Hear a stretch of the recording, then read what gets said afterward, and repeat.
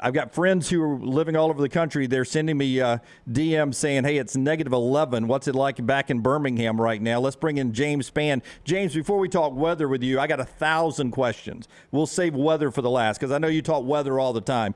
First, thank you for joining me today. Merry Christmas to you. And when I'm at Bryant-Denny Stadium and you pop up on the big screen, are you live in the stadium? I've always wanted to ask you that. I've looked for you at halftime. Are you there in the stadium somewhere? The answer is yes. So, and Merry Christmas to you guys. Thank you.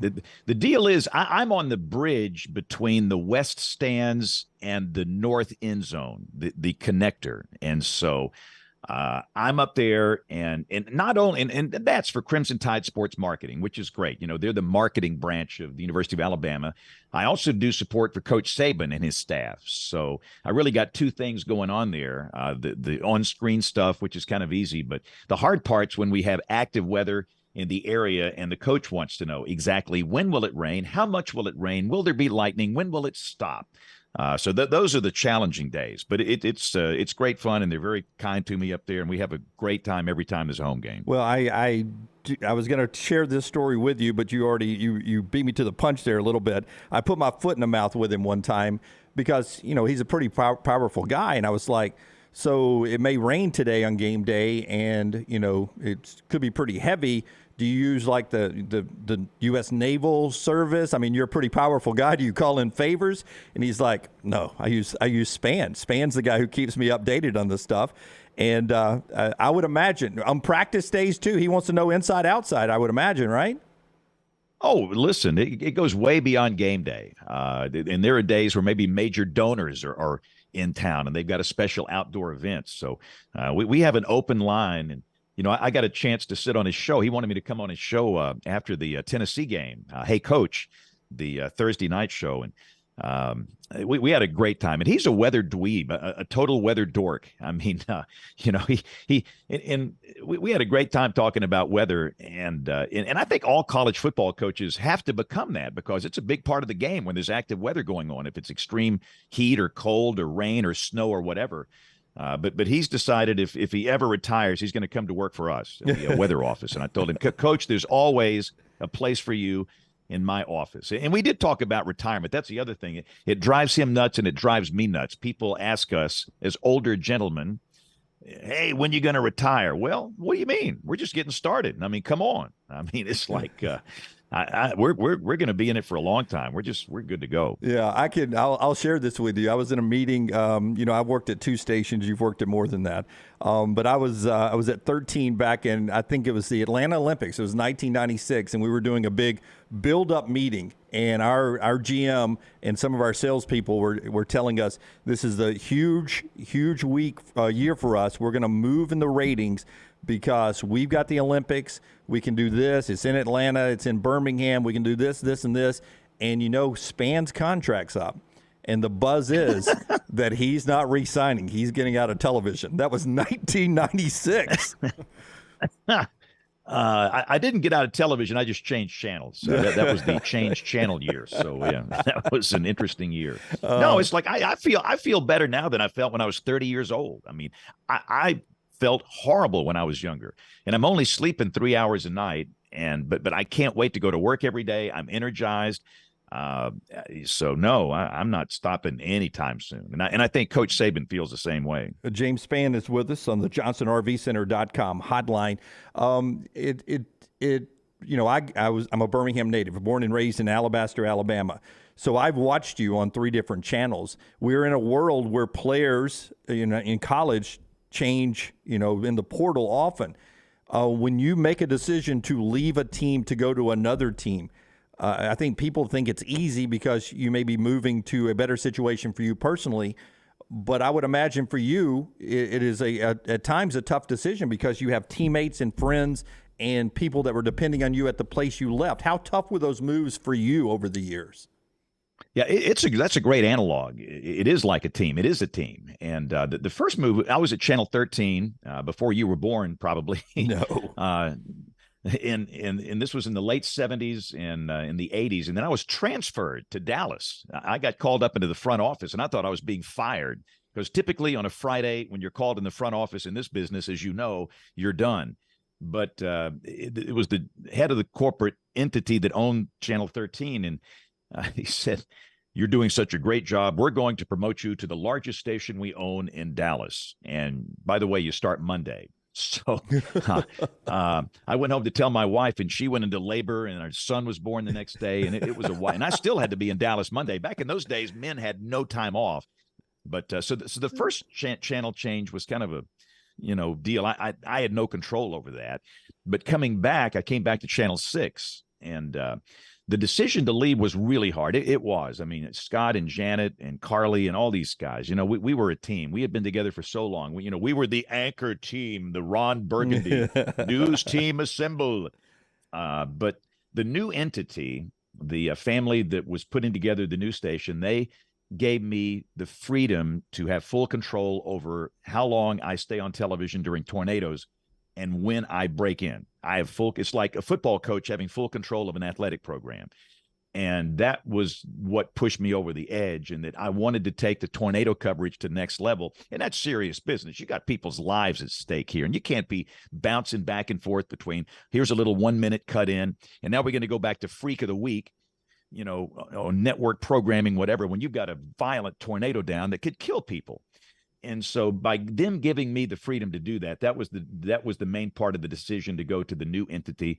And I've been there since it was formed 26 years ago, and have no intention to change channels again or to move. I tell my wife all the time, our next move is to Elmwood. We're done moving anything here.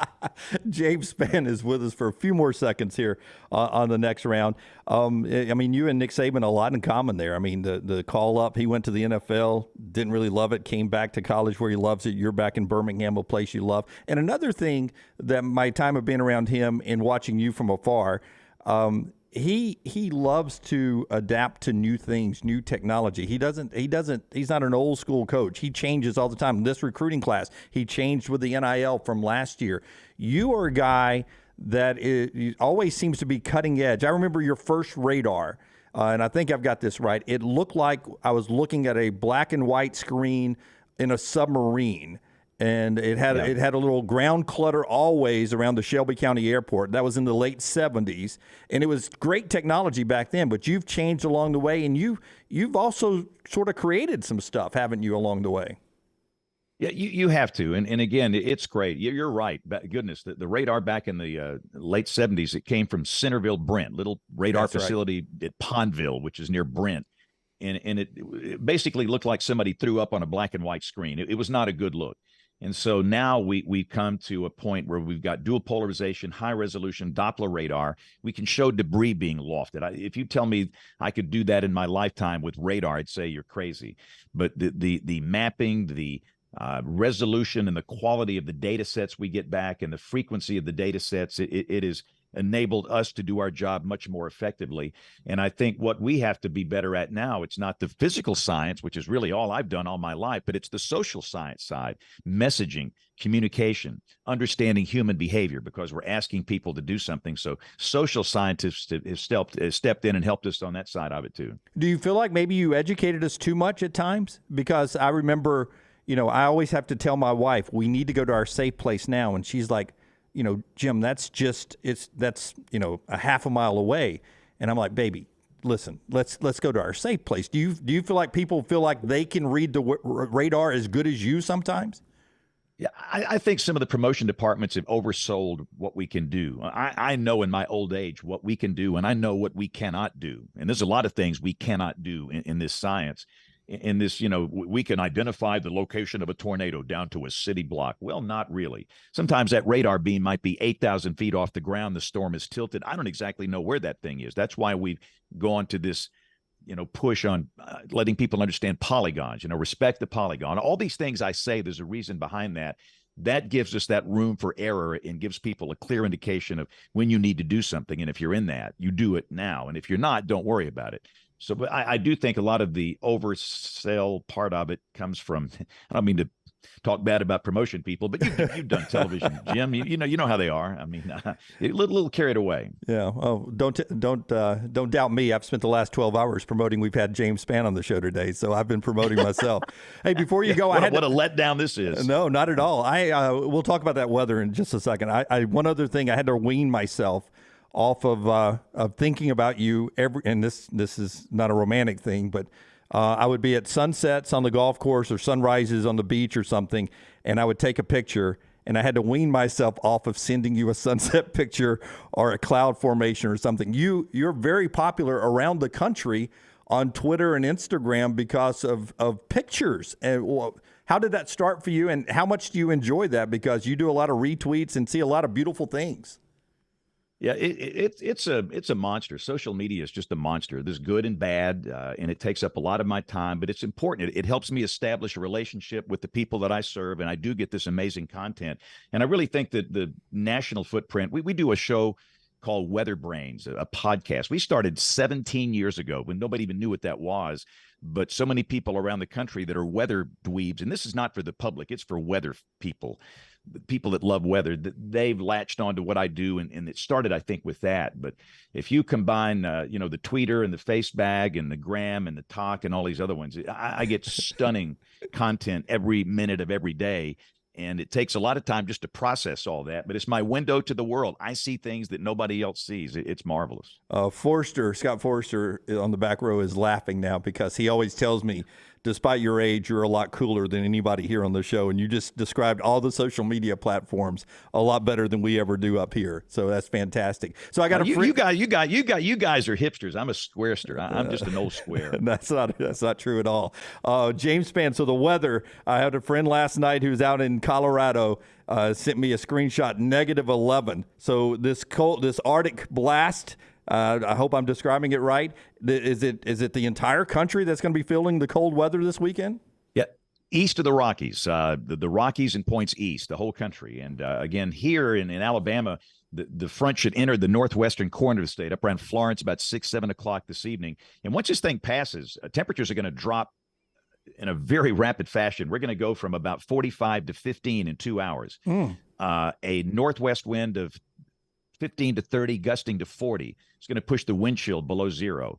It will come on fast and furious, and it's just brutal. And of course, what's funny, people really don't care about that, which is the big story. They want to know one thing, is it going to snow? And the answer is yes, if you're in North Alabama, but it will be very brief. It just can't really accumulate with those horrific winds that are blowing, and it'll be long gone. So we don't expect any accumulation except maybe the mountains of northeast Alabama. They might get the grass white in a few spots. But the good thing about that wind, it should dry these roads out pretty quick. So we think most roads will be dry, but there might be a few little icy spots if there's any standing water.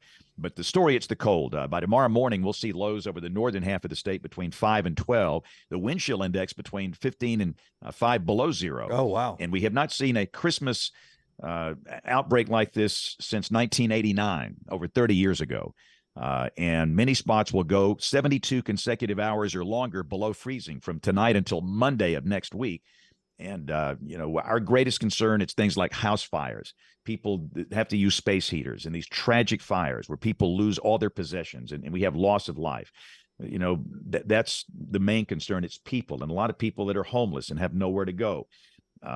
Elderly people that just don't know this is coming, and they're on a fixed income, and they live in a small apartment, and the heating is not good. But that's the main concern. And then, of course, the infrastructure this is pipe bursting weather. I don't know if you guys have ever had a pipe burst.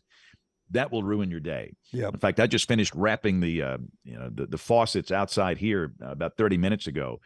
And obviously, bring in the critters. And I say this all the time, but, wives, please bring in your husbands. They need to be inside for this. That is fantastic advice there. And as always, we remind you, warming stations are open. If you see anybody, can point them to a warming station or to a local church, and they can maybe help you out wherever your church home is.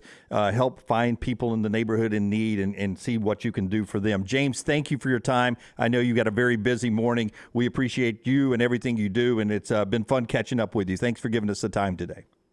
Jim, you're a legend, living legend. Great to be on the show. Y'all have a great day, and Merry Christmas. Thank you, buddy. Merry Christmas to you. That's James Spann, ABC 3340, and he's just a legend here in town.